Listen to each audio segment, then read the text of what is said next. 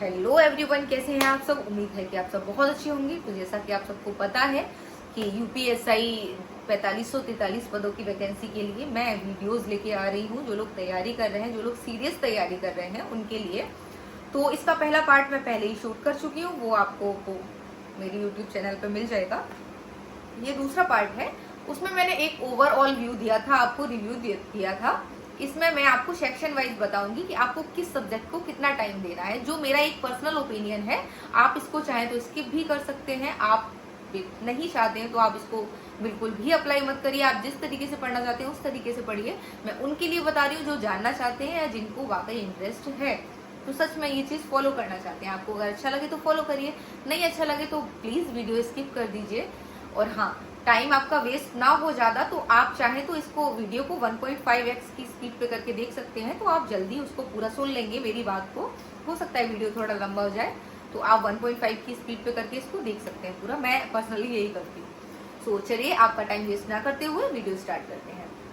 तो जैसा कि आप सबको पता है कि एग्जाम में 4 पार्ट्स होंगे, 4 सब्जेक्ट्स होंगे, हिंदी, रीजनिंग, मैथ्स और जीएस और जीके। अब मैं आपको बताती हूँ कि किस चीज की तैयारी में आपको कितना वक्त देना है। मेरा जो पर्सनल मानना ये है कि मैं आपको समझाती हूँ थोड़ा। अगर आप मैथ्स को मान के चलिए, आप जीएस, मैथ्स, हिंदी और रीजनिंग चारों को मिला के आपने 8 घंटे आपको पढ़ना है एक दिन में, और आपने चारों सब्जेक्ट को 2-2 घंटे डिवाइड किया है कि हमको 2-2 घंटे पढ़ना है।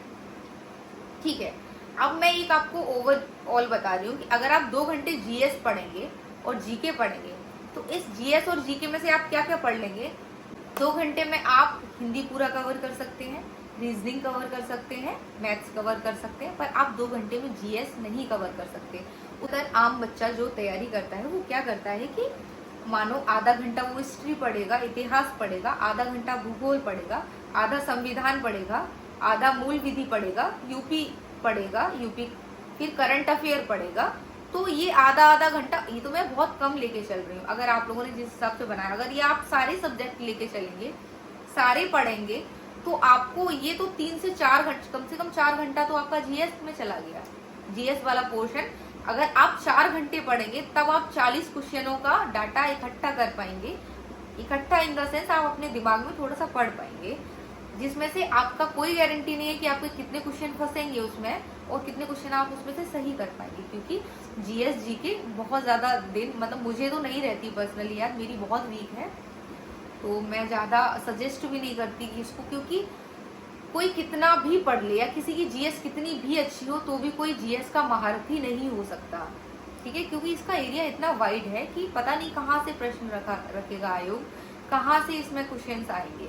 ठीक है, अब वहीं आप कंपेयर करो हिंदी का, रीजनिंग का और मैथ्स का। अगर आप 4 घंटे जीएस को देंगे, फिर भी आप उसमें 35+ सही नहीं कर पाएंगे, और आप 2 घंटा हिंदी को दे देंगे या रीजनिंग को दे देंगे या मैथ्स को दे देंगे, तो मोस्ट प्रोबेबल है कि आपका 30+ स्कोर हो जाएगा।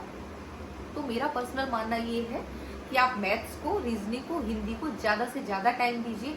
हाँ, क्योंकि सेक्शन वाइज भी पास होना है आपको। तो मैथ्स में आप करते हैं, अगर मान लीजिए 2 घंटे आप पढ़ाई करते हैं, तो मोस्ट प्रोबेबल है जिसका मैथ ठीक ठाक है, एवरेज बच्चा 30 सही कर जाएगा उसमें। हिंदी में 30+ सही कर जाएगा, रीजनिंग में भी 30+ सही कर जाएगा। मैं एक मिनिमम वो लेके चल रही हूँ। ठीक है, जो थोड़ा जिसका अच्छा है मैथ्स, रीजनिंग, हिंदी, और मैं इनको केवल 2 घंटा एक मानक लिया था, मैंने स्टैंडर्ड टाइम लिया था। बाकी आप कोई भी टाइम अपने अकॉर्डिंग अपना शेड्यूल बना सकते हैं, किसी भी कितना भी टाइम कोई भी सब्जेक्ट को दे सकते हैं। जैसे आपका मैथ्स अच्छा नहीं है तो आप मैथ्स को थोड़ा और टाइम दे सकते हैं। तो जीएस के लिए मेरा पर्सनल ओपिनियन ये है कि आप सारे सब्जेक्ट्स की तरफ मत भागिए। मेरा मानना ये है कि आप एक तो यूपी जीके पे ज्यादा फोकस करिए, दूसरा मूल विधि, तीसरा संविधान, तीसरा इन 3 पे ज्यादा फोकस करिए। क्योंकि अगर एक मान के चलते हैं, मेरे वाले एग्जाम में, जो मेरा एग्जाम हुआ था यूपीएसआई का, उसमें संविधान से 10 से 12 प्रश्न आए हुए थे 40 में से। अब 10 से 12 प्रश्न संविधान के आए हैं और 8 से 10 क्वेश्चन मूल विधि के आए थे। ठीक है, अगर एक मान के चलते हैं आपने केवल ये 2 ही ढंग से पढ़ लिए, तो आपका पासिंग मार्क्स हो गया कि नहीं हो गया।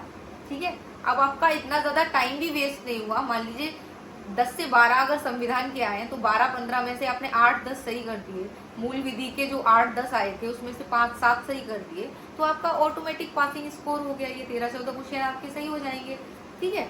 और 1-2 क्वेश्चन आप, ऐसा तो है नहीं बिल्कुल डम है, आपने इतिहास कभी जाना नहीं, आपको पता ही नहीं है हिस्ट्री में कब क्या, ओवरव्यू लीजिए इन सारे सब्जेक्ट्स का। मेरा मानना ये है एक ओवरव्यू लीजिए, आप उसको डीप मत घुसिए उसमें।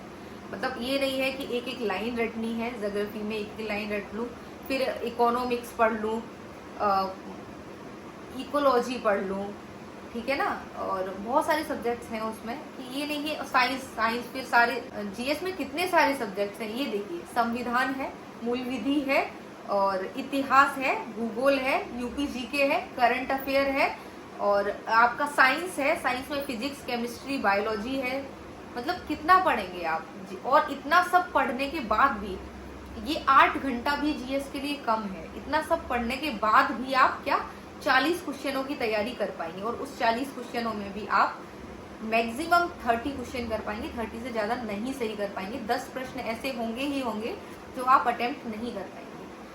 हो सकता है एक आध कोई भाई महान व्यक्ति हो, महान आत्मा हो, जिसकी जीएस इतनी अच्छी हो कि वो 35 कर जाए, ठीक है। तो मैं, वो अपवाद है, मैं उनकी बात नहीं कर रही हूँ भाई। अगर ऐसा कोई है तो आप प्लीज कर सकते हैं। मैं जस्ट एक पर्सनल ओपिनियन बता रही हूँ जो एक एवरेज स्टूडेंट के साथ होता है, जो एक आम छात्र की समस्या होती है, मैं उसके बारे में बात कर रही हूँ। तो जीएस में ये 7 से 8 सब्जेक्ट हो गए, तो मैं आपको पर्सनल यही एडवाइस दूंगी कि आप इन सारे सब्जेक्ट्स को ना पढ़ के कुछ चूज करिए।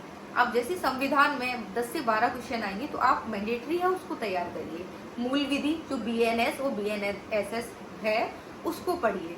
अब उसका मतलब ये नहीं है कि आप उसमें अंदर घुस जाए कि अगर इस वाली धारा में ये है और उसका क ख ग घ ये है और उसमें इतना सजा है, इतना जुर्माना है, और फिर ये मतलब मेरा कहने का मतलब है आपको ज्ञानी नहीं बनना है। आपको एक ओवरऑल, आपको माइंड सेट चेक करता है कि इंसान को थोड़ा बहुत नॉलेज हर चीज की है या नहीं है। एग्जामिनर ये चेक करता है, तो उस हिसाब से पेपर सेट किया जाता है। अब एक मोटर वाहन अधिनियम है, वो जरूर पढ़ के जाना है, क्योंकि उससे 2 से 3 प्रश्न आने ही आने हैं, ठीक है।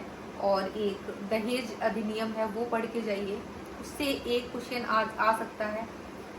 मूल विधि आप पढ़ के जाइए। मूल विधि में केवल धाराएं पढ़िए। ओवरऑल अगर आप ये पढ़ेंगे कि जैसे 302 तो अब 302 नहीं रही है, 376 अब 376 नहीं रही, आप बीएनएस पढ़िए। मूल विधि में लोग पूछ रहे थे आईपीसी पढ़ें या बीएनएस पढ़ें, तो बीएनएस पढ़िएगा। तो बीएनएस में आपको ये नहीं पढ़ना है कि उसकी डिटेल में नहीं अंदर घुसना है, ठीक है। आपको कोई लॉ तो करना नहीं है, आपको एग्जाम क्वालिफाई करना है। तो मैं स्मार्ट वर्क कर रही हूँ, ये नहीं है कि आप इतना हार्ड वर्क करें और फिर भी क्वालिफाई ना हो एग्जाम। तो आप स्मार्ट वर्क करिए। कौन सी धारा में एक नोट्स, शॉर्ट नोट्स बनाइए। इस धारा में एक टैगलाइन कि ये है, इस धारा में मारपीट है, इसमें सिंपल इंजरी है, इसमें ग्रीवियस इंजरी है, किसमें क्या है, इसमें छेड़खानी है, इसमें कपड़े फाड़ना है, इसमें बलात्कार है, इसमें हत्या है, इसमें लूट है, इसमें चोरी है। तो कुछ मुख्य धाराएं हैं, मेन धाराएं मूल विधि में, वो एक शॉर्ट लिस्ट कर लीजिए, एक नोट्स बना लीजिए छोटा सा, उसको याद करिए। अब ये नहीं कि मूल विधि की पूरी किताब उठाई है और रट्टू तोता की तरह स्टार्ट हो गए, नहीं। आप बस धाराएं, नंबर याद करिए, और नंबर में से उसका डिटेल अंदर ये कि इसमें क्या है, बस इतना सा। किस धारा में हत्या की परिभाषा है, ठीक है, किसमें दंड है, बस इतना। ये नहीं कि आपको डिटेल में घुसना है, क्योंकि वो इसलिए बता रही हूँ कि एक आध क्वेश्चन कहीं आएगा। जैसे 12 प्रश्न आने हैं मूल विधि से, तो उसमें 2 प्रश्न ऐसे होंगे जो अंदर से पूछे गए होंगे, और 2 अगर आप छोड़ भी आएंगे, उसमें से 10 कराएंगे ना, तो ये आपका बहुत अच्छा स्कोर रहेगा, और टाइम भी बचाएगा और स्कोर भी अच्छा रहेगा। स्मार्ट वर्क करके आप स्कोर भी कर पाएंगे और आपका टाइम वेस्ट भी नहीं होगा। सेम आपको संविधान के साथ करना, मेन आर्टिकल्स, राष्ट्रपति, प्रधानमंत्री, संसद, और जो भी मतलब है, मैं को ऐसा जनरली बता रही हूँ। तो आप मेन आर्टिकल्स और पॉइंट्स याद कर लीजिए। उससे जो भी होगा कि आपका मान लो 12 प्रश्न, 8 या 10 प्रश्न मान के चलिए, 10 क्वेश्चन आ रहे हैं संविधान से, तो उस 10 में से आपके 8 या 7 सही हो जाएंगे, और ये एक बहुत अच्छा स्कोर है, ठीक है ना। तो 10 उसमें हो जाएंगे, 10 उसमें हो जाएंगे, 8 10, 8 मान के चलिए, मैं दोनों में 8 मान रही हूँ, तो भी आपके 16 क्वेश्चन हो गए, ठीक है ना।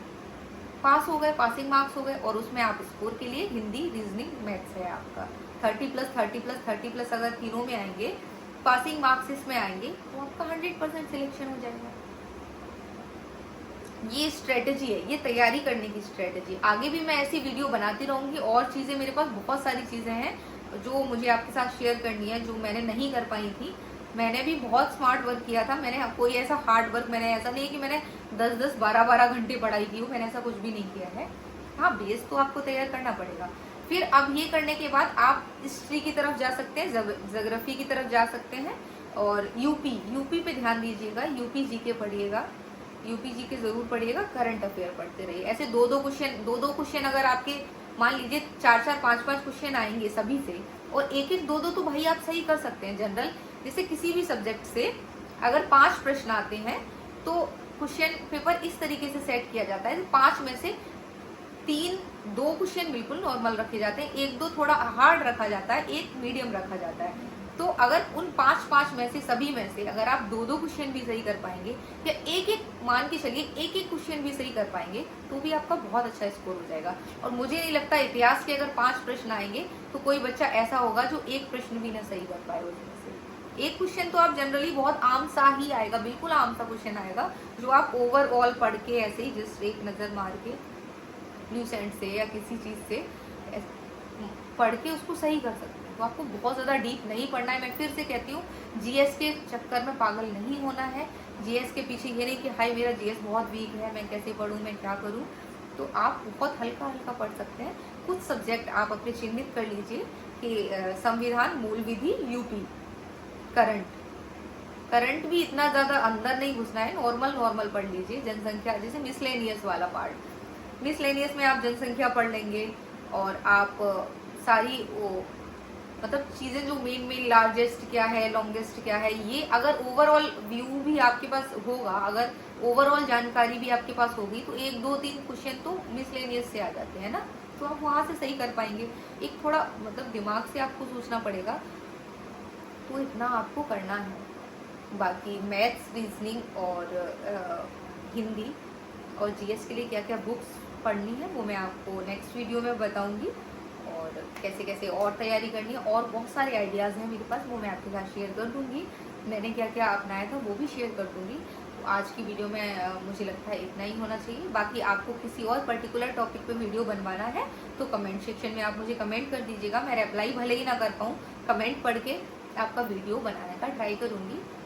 तब तक के लिए टेक केयर, बाय बाय। पढ़ते रहिए। पढ़ाई का, मेहनत का कोई भी सब्स्टिट्यूट नहीं होता है, मेहनत का कोई भी और अदर रास्ता नहीं होता है, शॉर्टकट होता ही नहीं है मेहनत का, ठीक है। स्मार्ट वर्क और हार्ड वर्क हो सकते हैं, पर मेहनत का कोई अदर शॉर्टकट नहीं होता, ठीक है। तो मेहनत तो आपको करनी पड़ेगी, चाहे स्मार्टली करो चाहे हार्डली करो। तो स्मार्टली कर लोगे तो ज़्यादा बेटर है। और अगर वीडियो अच्छा लगा हो, आगे और इससे रिलेटेड वीडियोस देखिए, तो सब्सक्राइब कर जाइए, लाइक करिए, थोड़ा सा मनोबल बढ़ता है अगला वीडियो बनाने के लिए। Thank you, take care, bye bye.